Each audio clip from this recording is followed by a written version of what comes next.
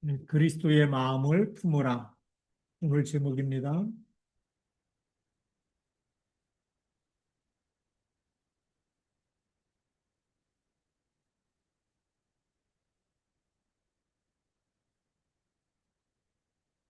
본문 말씀은 빌립보서 2장 1절부터 11절까지 말씀입니다. 사람들은 종종 위대함을 힘과 권위에서 찾습니다. 힘 있는 사람은 위대하다. 또 권위가 있는 사람은 더 대단하다. 뭐 이렇게 하죠. 근데 성경은 우리에게 파라독스라 그래갖고 전혀 다른 길, 반대적인 길을 우리에게 제시하고 있어요. 그래서 우리 첫 번째로 서론에서 먼저 볼 부분이죠.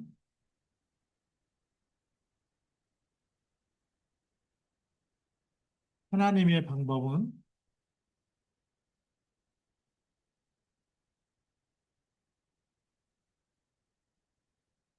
아, 역설적인 방법이다.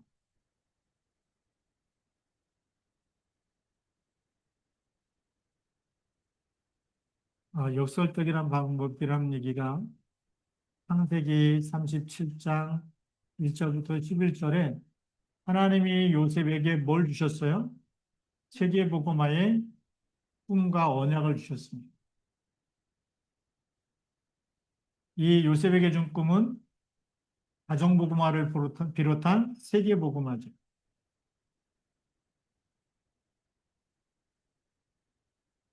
이 꿈을 한참 펼쳐나가야 되려면 잘 돼도 부족한데, 내 하나님은 노예로 팔려가게 하죠.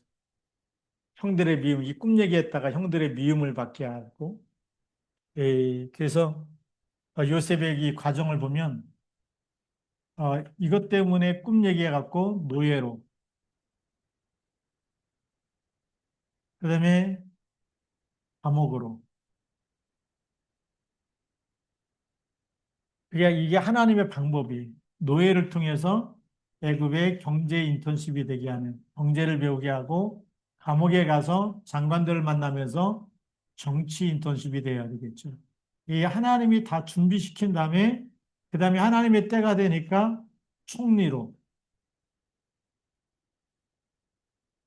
그게 하나님의 방법입니다. 자, 두 번째로는 어, 예수 그리스도를 이 땅에 보내실 때 만왕의 왕으로 보내죠. 그렇죠?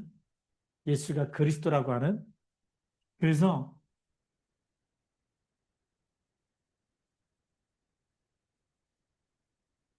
그리스도를 보내셨는데 하나님의 방법은 십자가에 대속하는 거였어요. 이 십자가에서 우리의 죄를 대속하시고 죽으심이죠. 이게 하나님의 방법이었어요. 네. 12영이나 더 되는 하늘 군대를 동원해서 자기 잡으러 오는 사람들을 다 물리칠 수 있는데 그럼에도 불구하고 잡히시고 또 죽기까지 복종하시고. 그래서 하나님이 다시 부활이라는 걸 통해서 영생이 있음을 우리에게 알려주는 첫 열매가 되게 하십니다. 사망을 이기신 그리스도. 그게 하나님의 방법이에요. 또 하나님의 방법은 젊었을 때 모세를 쓰지 않고 나이 80이 돼가지고 이제 흰머리 나고 막 그런데 그 모세를 불러가지고 애굽에 보내시는 겁니다. 네. 그래서 10가지 재앙을 통해서 하나님의 출애굽하게 하시는 그 일의 지도자로 하나님이 쓰시는 거예요. 우리가 보면 80g이면 이제 인생 끝나가는 사람 아닙니까? 근데 하나님은 시작하시는 겁니다. 그게 하나님의 역설적인 방법. 뭐 영어로는 이제 파라독스라 그러는데 역설적이다. 하나님은 꼭 반대로 역사하시. 사도 바울도 건강할 때 잘 쓰면 좋잖아요. 근데 손수건만 갖다 놔도 귀신이 떠나고 병든 사람이 낫는데 사도 바울의 손수건만 갖다 얹어만 놔도 그런데 자기 자신을 위해서 기도할 때 하나님이 안 고쳐주시. 약할 때 내가 강합니다. 네. 그게 하나님의 방법이에요. 오히려 약할 때, 오히려 늙었을 때, 또 살아도 보니까 몇 살에 아이를 주십니까? 아브라함이 100세 때 이삭을 주시는 거예요. 경수가 끊어지고 이제 할머니가 돼가지고 예, 근데 그 할머니가 배가 불러오도록 합니다. 하나님, 그러니까 우리 사람의 과학적인 방법이나 또 의술적인 방법이나 어떤 것 가지고도 이제는 저 할머니는 이제 더 이상 아기를 가질 그런 연세가 아니다. 그런데 하나님이 하시는 거예요. 하나님은 뭐가 없다고요? 불가능이 없다. 그게 하나님의 역설적인 방법. 그래서 하나님이 하나님 되신 우리에게 뭐 하고 있어요? 알려주고 계신. 그래서 우리가 이제 본론 첫 번째로 보면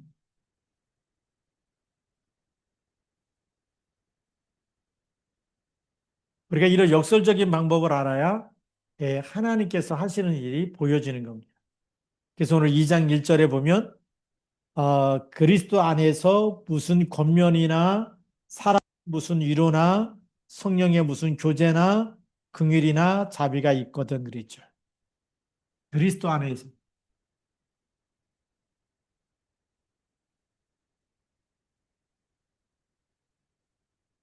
그리스도 안에서 우리가 일을 할 때입니다. 그래서 권면을 하거나 여기 또 보니까 사랑의 무슨 위로나 위로가 필요한 사람에게 위로를 할 때, 그리고 성령의 무슨 교제, 또 긍휼을 베풀어야 될 때가 있겠죠. 예, 또 그다음에 자비가 있거든 그랬습니다. 자, 그리스도 안에서 이러한 일들을 할 때, 권면이나 위로나 교제나 긍휼이나 자비를 할 때 어떻게 해야 되느냐? 오늘 어떻게 해야 된다고 얘기하고 있죠? 마음을 같이 해라. 첫 번째,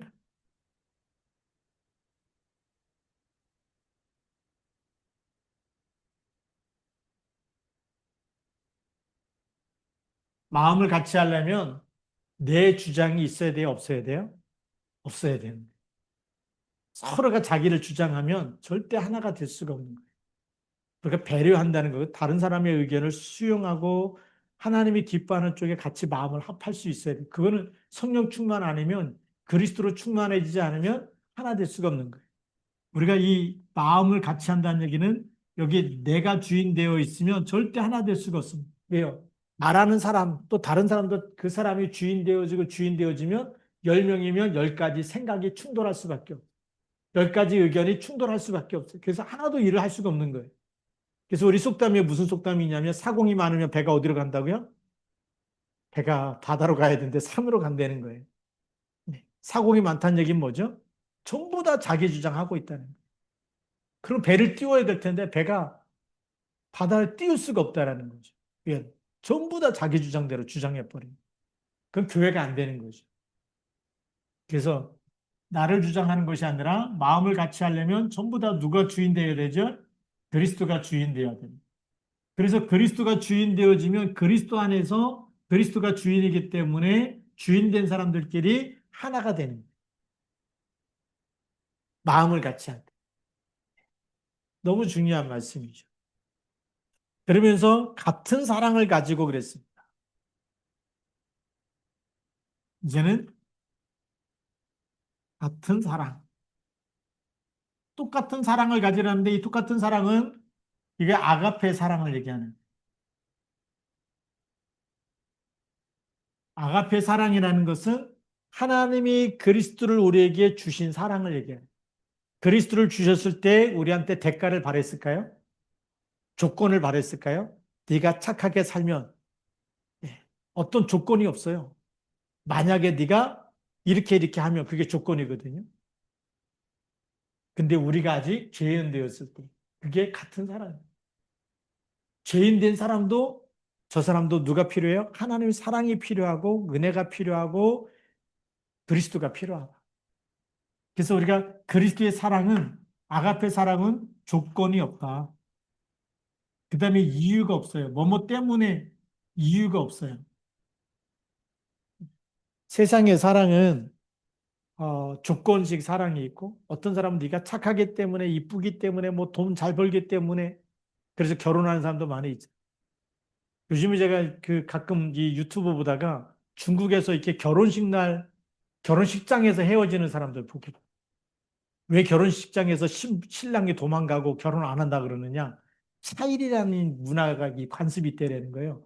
차일이가 뭐냐 했더니 그동안 신부를 키워준 그 신부 집안에서 신부를 먹고 재우고 키웠잖아요. 어릴 때부터 그 값을 달래는 거예요. 근데 그 값이 만만치가 않더라고. 보니까 뭐 적게는 뭐 2천만 원, 3천만 원, 뭐 7천만 원, 1억. 근데 그것만 달라는 게 아니에요. 차일이가 집도 주고 차도 주고 그리고 차일이라고 하는 거예요. 신부를 데려가려면 신부를 키워준 값을 내고 가라는 거예요. 그러니까 막 사랑해서 결혼하려고 그러다가 못 주겠다 그래갖고. 결혼식 준비하냐고 돈을 많이 썼는데 거기다 또 결혼식 날 당일날 결혼식장에 와가지고 그거 달라고 그래야지만 식장에 들어간다. 뭐 차에서 내 이러니까 그냥 신랑이 화가 나가지고 이 결혼 못한다 그러고 그냥 결혼이 깨지는 경우가 굉장히 많이 있더라. 근데 그런 문화를 보면서 그게 무슨 사랑이냐? 이유가 있는 사랑. 세상의 사랑은 왜 이렇게 조건이 많고 이유가 많은? 근데 하나님의 사랑은 그런 조건이 있어요, 없어요? 없어요. 돈 내놓으라는 게 없어요. 구원 받았으니까 뭐 돈 갖고 와라 이런 게 없어요. 어떤 사람이 오해를 하더라고. 무슨 오해를 하냐? 제가 이렇게 어떤 분하고 이렇게 얘기를 하다 보니까 그분의 어머니가 권사님이에요. 권사님이고 뭐 땅도 많고 집도 막 있고 그러니까 농사 져가지고 11조도 많이 했나 봐요. 헌금도 잘하고. 그러나 치매가 왔대. 치매가 오니까 헌금을 못 하잖아요. 동생네 들락날. 그러니까 교회 가도 아들이 어머니 이렇게 옆에서 지켜볼 때니까 어머니가 찬밥 신세라는 거예요. 헌금도 잘 못하고 그러니까 이제 사람 취급도 안 해주고 알아주지도 않는다. 시험 들어갖고 있더라고. 우리가 이 헌금 잘하는 사람만 사랑하고 헌금 못하는 사람은 미워하고 그런 게 아니죠. 하나님의 사랑은 조건이 없어요. 그래서 로마서 5장 8절에 보면 우리가 아직 죄인 되었을 때 그리스도께서 우리를 위하여 죽으심. 그래서 그리스도 안에서 이 같은 사랑을 가져야 돼요. 누구나 다 예수 생명이 필요한 거잖아요. 그 사랑을 가지고 있어요. 그래서 뜻을 합하여 한 마음을 품으라 그랬어요. 세 번째, 뜻을 합해라. 이 뜻이 뭘까요? 내 뜻이 아니고 하나님의 뜻이에요. 하나님의 계획이에요. 하나님의 계획을 붙잡고 그래서 그리스도 안에서 그렇게 일을 해야 된다는 거예요. 뜻을 합하라는 것은 우리가 하나님의 뜻, 하나님의 계획, 하나님의 뜻과 하나님의 계획이 뭘까요? 그게 바로 예수 그리스도를 믿는 거예요. 저는 성경 읽다가 요한복음 6장 29절 말씀에 예수님이 이런 말씀하십니다. 예수께서 대답하여 이르시되 하나님께서 보내신 일을 믿는 것이 하나님의 일이니. 하나님의 일이 뭐라고요? 하나님의 일은 하나님이 보내신 예수 그리스도를 믿는 거라는 거예요. 신앙생활 잘하는 게 뭐냐? 하나님이 보내신 예수 그리스도를 믿는 게 신앙생활 잘하는 거예요. 우리가 불신앙하거나 염려하거나 근심하는 게 아니라 하나님이 보내신 그리스도를 믿고 그 이름으로 기도하는 거예요. 오늘도 나와 함께 계심을 믿고 기도하는 거예요. 내 생각대로 막 염려 근심에 잡히지 않고 세상 욕심에 막 잡히지 않고 오늘도 나의 주인 되어 주신 거 믿는 거예요. 나와 함께 하시고 나를 인도하신 거 믿는 겁니다. 그게 하나님의 일이에요. 그래서 하나님의 뜻이 뭐냐? 예수를 믿게 하는 게 하나님의 뜻이에요. 그렇잖아요. 구원받게 하는 것이 하나님의 뜻이고 어떻게든 한 생명 살리는 것이 하나님의 뜻이고 이번에 추석 명절에 이렇게 고향을 갔다 왔는데 계속 마음속에 기도가 되는 사람이 한 사람이에요. 저희 둘째 누님 또 이렇게 조카분 되는 분이 또 시골에 사는데 그 시골에 사는 그분이 제 바로 위에 누님하고 동창이세요. 고등학교 동창. 또 같은 교회를 다녔어요. 그래서 고등부 때 같이 제가 1학년이고 누님이 이제 고3이었고 저는 고1 때죠. 그러니까 누님 친구들이 집에 오고 잘 알잖아요. 근데 어느 날 결혼해가지고 또 송천 시내에서 잘 나가는 한때 이렇게 뭐 학원해 갖고 잘 됐었는데 지금은 굉장히 많이 어려워졌다는 거죠. 어려워진 것뿐만이 아니라 그 아들 중에 한 명이 또 이렇게 희귀병에 또 걸려. 계속 6개월마다 한 번씩 병원에 다녀야 돼. 신앙생활, 교회를 잘 다니던 분이 그렇게 어려운 일 당했다니까 마음에, 아, 진짜 복음을 전해야 되는데. 이런 마음을 주시는 거예요. 한 번은 그 가문의 저주에서 빠져나오는 답을 줘야 돼요. 한쪽 마음에 이런 마음이 있어요. 다음에 또 명절에 대해서 가게 되면, 보니까 이렇게 저희 어머니한테도 이렇게 잘하고, 둘째 누님한테도 잘하고, 이렇게 관계는 참, 사회 관계는 잘 되는데, 영적인 관계에 뭐가 무너진 것 같아요. 그걸 찾아서 답을 줘야 되지 않겠나. 이런 마음을 하나님 주시는 거예요. 예수 그리스도를 진짜 믿는다면 어떻게 될까요? 하나님의 뜻, 하나님의 계획을 하면 우리가 저주와 재앙 가운데 있는 건 하나님의 뜻이 아니에요. 거기에 하나님의 나라가 임해야 되는 거. 아, 그래서 기도하면서 만나면 진짜 답을 줘야 되겠다. 네. 그런 마음을 하나님께서 주시니. 그래서 뜻을 합하여 그랬어요. 그래서 한 마음을 품어야지만 원리스 돼야지만 흑암 권세가 무너질 줄로 믿습니다. 그래서 뭐 하라? 하나가 되라. 하나를 우리는 원리스라 그러죠. 그리스도가 하나 되고 모든 성도가 하나 될 때에 여기에 흑암 권세가 무너지는 거예요. 여기에 하나님의 나라가 임하는 거예요. 흑암 세력이 결박되고 하나님 나라가 임하는 거죠. 이 그리스도 안에 우리가 있게 되면 엄청난 일이 일어납니다.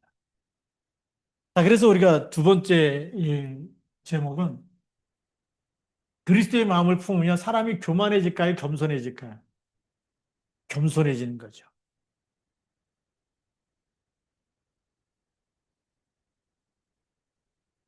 겸손할수록 우리는 나를 자랑하는 게 아니라 그리스도를 나타내는 그 겸손입니다. 그래서 3절 말씀에 보면 뭐라고 되어 있냐면 아무 일에든지 다툼이나 허영으로 하지 말고 오직 겸손한 마음으로 각각 자기보다 남을 낫게 여기고 그랬습니다.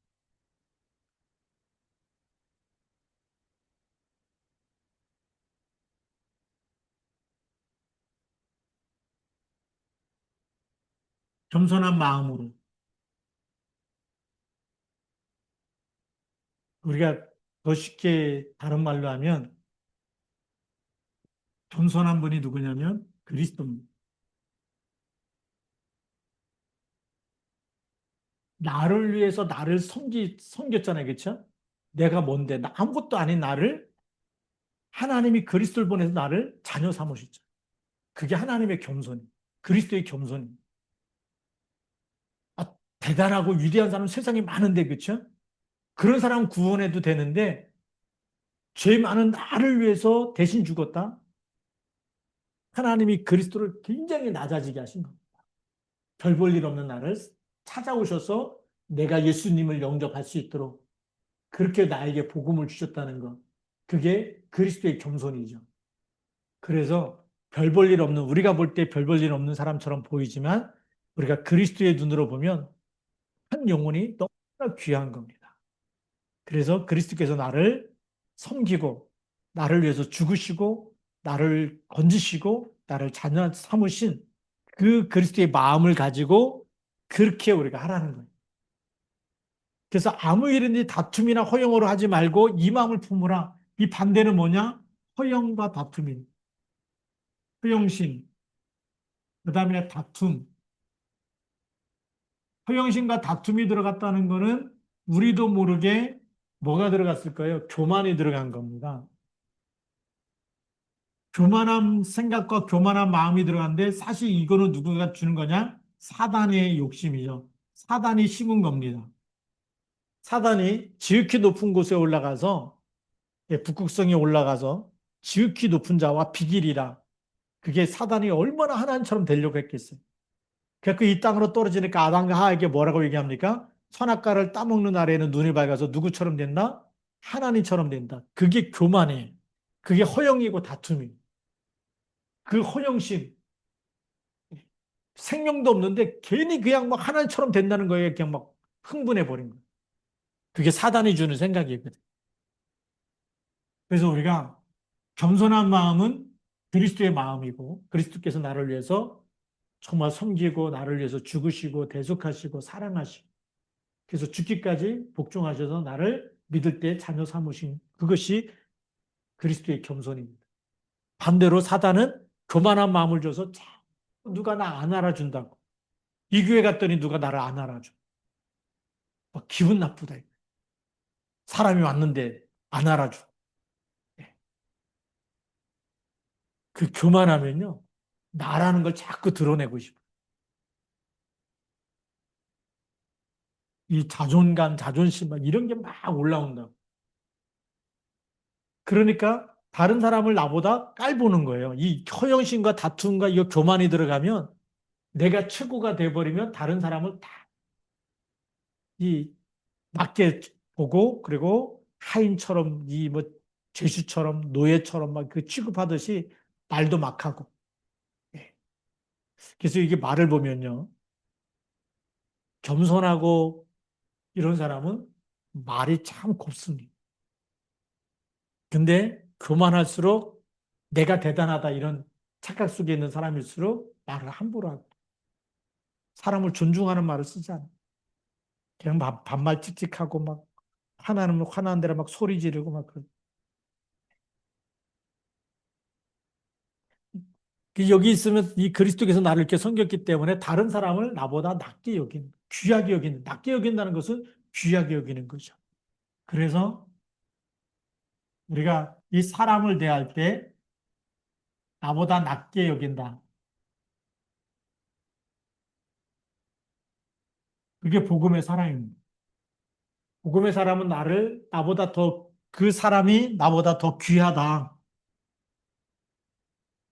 나보다 귀한 사랑입니다. 나보다 존귀한 사랑입니다.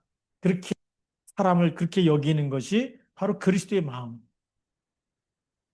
그리고 사절 말씀에 보면 각각 자기 일을 돌볼 뿐더러 또한 각각 다른 사람들의 일을 돌보아 나의 기쁨을 충만하게 하라 그랬습니다. 다른 사람의 일입니다. 물론 자신의 일에도 책임감이 있고 책임성 있게 잘하고 다른 사람의 일도 돌봐줄 수 있는 여유가 있는 사람이죠. 마음이 크지 않으면 내일 하고 딱 끝나면 다른 사람은 뭐 죽을 쓰든 말든 뭐 고생하든 말든 신경 안 쓰고 그냥 탈퇴근하는 사람도 있고 그다음에 뭐 옆에서 죽든 말든 신경도 안 쓰는 사람이 있잖아요. 그런데 다른 사람의 일을 돌볼 줄 아는 사람. 내일처럼 돌보아 주는 것.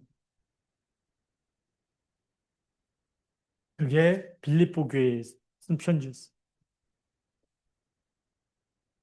그래서 나는 내 의견을 주장하기보다는 다른 사람의 입장을 이해하고 노력하고 있는가 이걸 늘 우리가 생각해야 돼요. 우리가 그리스도께서 주신 마음이 어떤 마음인지 그리스도께서 오늘 주시는 생각이 그리고 성령님도 받는다는 것은 하나님이 기뻐하는 일이 맞는지 또 그리스도께서 원하시는 그런 생각이 맞는지 늘 묵상하고 그리고 거기에 따라갈 수 있어야 되겠죠. 자, 그리고 세 번째로는 예수님의 겸손과 순종입니다.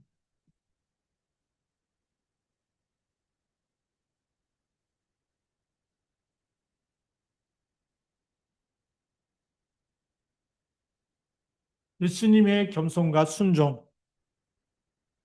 그래서 오늘 5절부터 8절까지 말씀에 보면 너희 안에 이 마음을 품으라 곧 그리스도 예수의 마음이니 그랬습니다.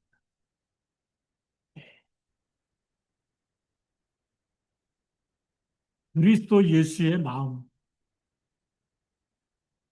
그리스도 예수의 마음을 품으라는데 자, 그럼 그리스도 예수의 마음이 어떤 마음이냐? 그것이 이제 6절부터 나오기 시작하죠. 그는 근본 하나님의 본체시나 하나님과 동등됨을 취할 것으로 여기지 아니하시고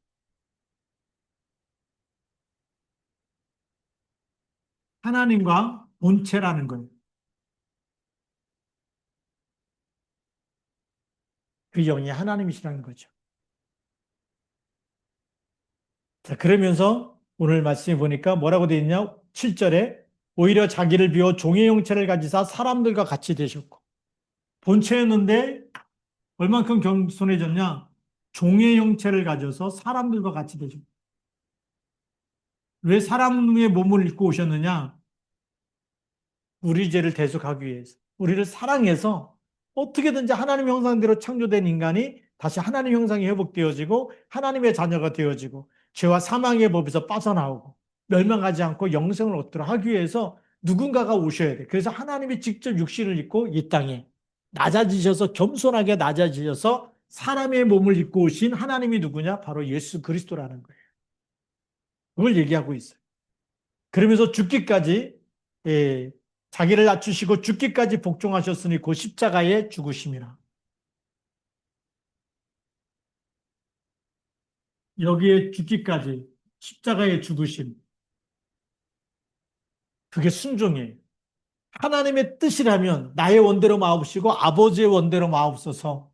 십자가에 죽기까지 하나님의 뜻에 하나님의 기뻐하는 일에 순종해서 하나님의 위대한 계획, 하나님이 인간을 하나님 형상대로 창조하셨는데 이 뱀이 와가지고 속여서 하나님 떠나게 만들었잖아요. 죄 가운데 빠지게 만들었어요. 그 죄가 사망이거든. 근데 거기서 완전히 빠져나올 수 있는 길을 여셨는데 그 길이 바로 예수 그리스도께서 십자가에서 죽기까지 순종하심으로 그를 믿는 사람마다 죄와 사망의 법에서 해방되는 줄 믿습니다. 예. 자, 그래서 이 하나님의 뜻을 십자가에서 죽으심으로 인해서 요한복음 19장 30절에 다 이루었다. 끝냈다. 하나님의 일을, 하나님의 계획을 완성했어. 어디서요? 십자가에서. 죽으심으로 완성했어. 하나님의 일을 다, 하나님의 모든 구원 계획을 사랑하시고 구원하시려는 어떤 사단의 방해도 불구하고 다 이루셨어요. 그래서 성경대로 죽으시고 성경대로 부활하신 거예요. 성경 읽을 때마다 깜짝깜짝 놀래요. 이게 예수님에 대한 얘기였구나. 이게 예수님에 대한 이야기였구나. 그게 성경에 계속 나와요. 그걸 다 이루셨어요. 다 이루시고 이제는 어떻게 하느냐? 9절 말씀에 보니까 이름으로 하나님이 그를 지극히 높여 모든 이름 위에 뛰어난 이름을 주사. 그래서 하나님께서 높이신 이름.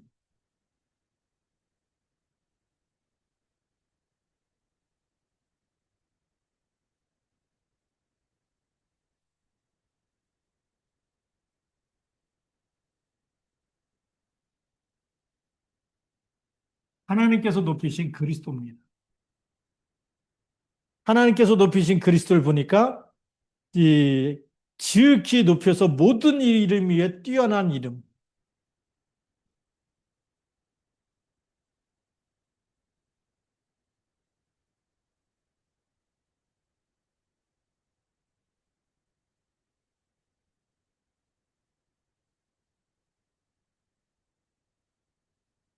어떤 이름이 뭐냐면 지구상에 어떤 훌륭한 사람도 절대 불가능.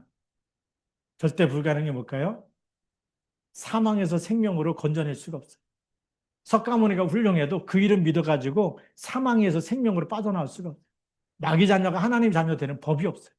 하나님 만날 수가 없어요. 그 이름 믿어봐야 하나님 만나는 길이 아니에요.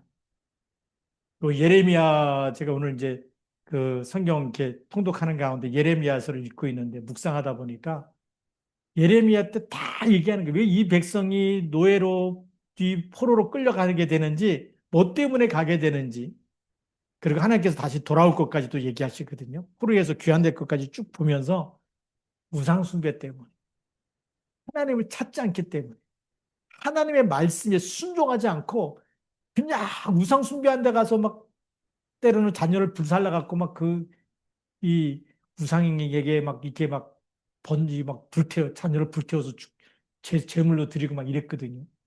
하나님이 너무 화가 나는 거예요. 자기 백성을 삼아가지고 출애굽하게 하시고 다 했는데도 불구하고 그 하나님이 약속한 땅에 살면서 하나님을 찾지 않는. 그래 하나님이 너희가 알지 못하는 나라의 사람들이 왔고 다 끌고 간다.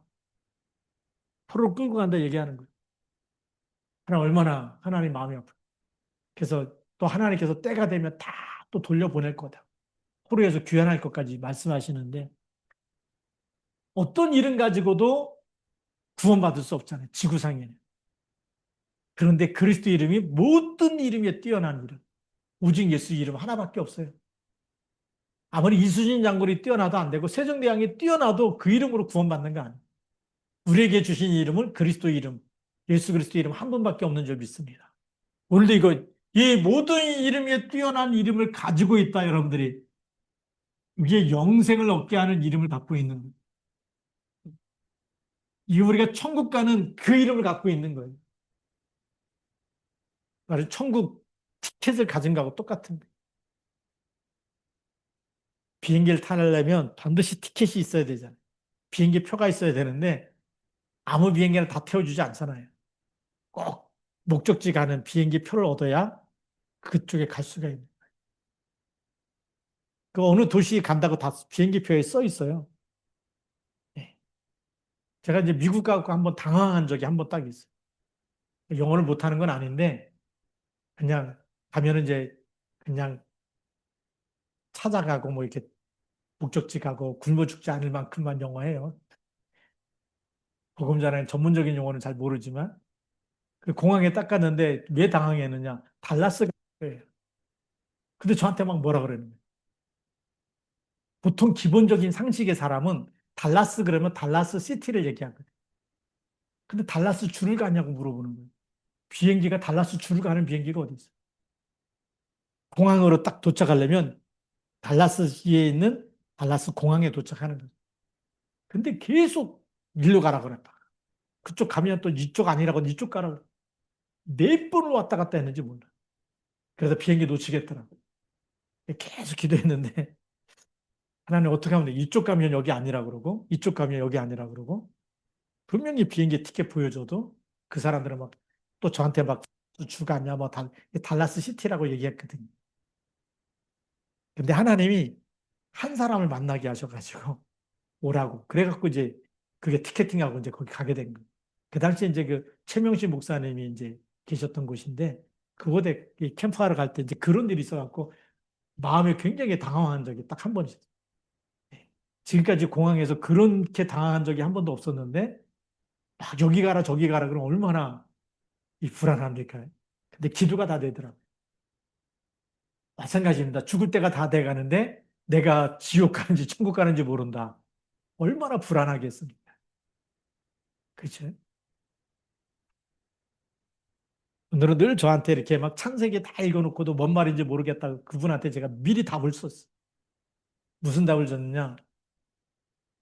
내가 얼마나 우리가 구원받을 수 있는 기한이 살아있을 수 있는 기한이 많지가 않잖아요. 그 남은 기한 동안에 영생을 얻는 이름, 이 뛰어난 이름, 이거 믿어야 됩니다. 성경 구절 딱 찾아갖고 아침에 제가 강단 포럼 쓰고 나서 그거 가지고 막 성경 찾아가지고 성경 구절 찾아갖고 보냈어요.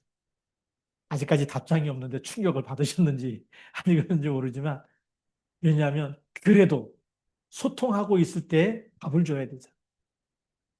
그래서 제가 만나는 사람에게 답을 줄 수 있도록 저 사람이 어떤 문제가 있다 그럴 때 복음 전해야 되는 시간표구나.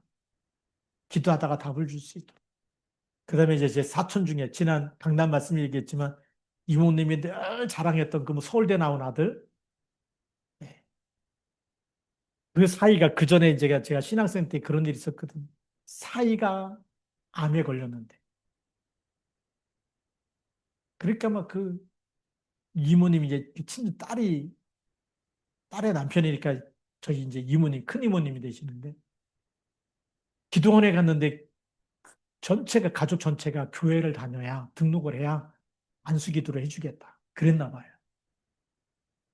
근데 큰 이모님이 와가지고 교회 가면 헌금 얼마 하고 해야 되냐. 돈 아까워가지고 헌금 안 내려고 교회를 안 다닌 거예요. 결국 이제 사이가 이제 암으로 이제 돌아가셨는데 그렇잖아요. 가족이 다 다니라는데 안 다니는 거예요. 왜요? 돈 아까워가지고. 돈이 하나는. 그런데 그 큰아들이라고 하는 그 서울대 나온 아들이 지금은 핸드폰을 못 들 정도로 손에 이렇게 막 힘이 다 빠지는, 온몸에 힘이 다 빠지는 그런 병이 왔다는 거예요. 유계릭병이라는 그 얘기를 들으면서 마음 한구석에 하나님 만나게 어느 날 만나게 되면 복음 전해야 되겠다. 왜죠? 이런 불치병과 저주가 온다는 것은 하나님이 떠났기 때문에 오는 겁니다. 그 큰 힘만 예수님 압니다.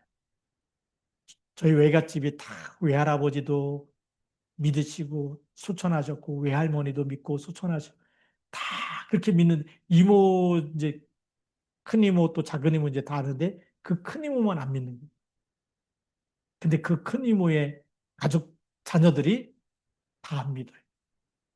만날 때마다 예수 믿으라고 얘기하는데 영생을 얻는 모든 이름이 뛰어난 이름. 여러분 믿고 이 지구상에서 제일 큰 기적이 뭐냐면 내가 예수 믿은 거예요. 여러분 자신이 예수 믿은 것이 기적 중에 기적인 줄 믿으시 바랍니다. 그게 하나님의 은혜 중에 은혜예요. 내가 오늘 기도할 수 있고 하나님께 예배할 수 있다. 이거보다 더 큰 축복이 없는 줄 믿습니다.